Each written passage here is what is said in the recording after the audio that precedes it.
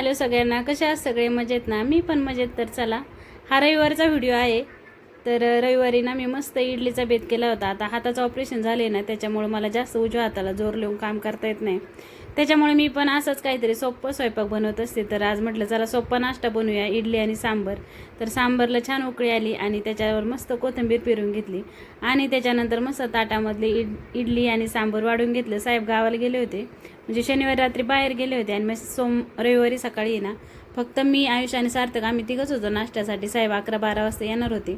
तर त्याच्या आधी ना ते येण्याआधी आम्ही मस्त नाश्ता वगैरे करून घेतला, पोटभर इडली सांबर खाऊन घेतलं आणि खूप टेस्टी झाली होती इडली, एकदम स्पंजी. आता उन्हाळ्यात सोडा न टाकताही खूप छान फुगतं इडलीचं पीठ, त्यामुळे इडली खूपच छान झाली होती, एकदम मस्त.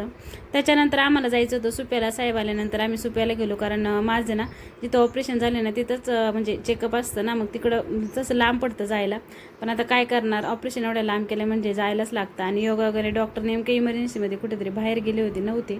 त्याच्यानंतर आम्ही बराच वेळ तिथं वाट पाहिली. कॅन्टीनला जाऊन आहे ना मी मस्त आईस्क्रीम खाल्ली. साहेबांना आणि आयुषला थोडीशी भूक लागली होती ना, मग त्यांनी मस्त तिथे ना घरगुती पद्धतीचं जेवण मिळतं कॅन्टीनमध्ये, तर त्यांनी जेवण केलं तिथे.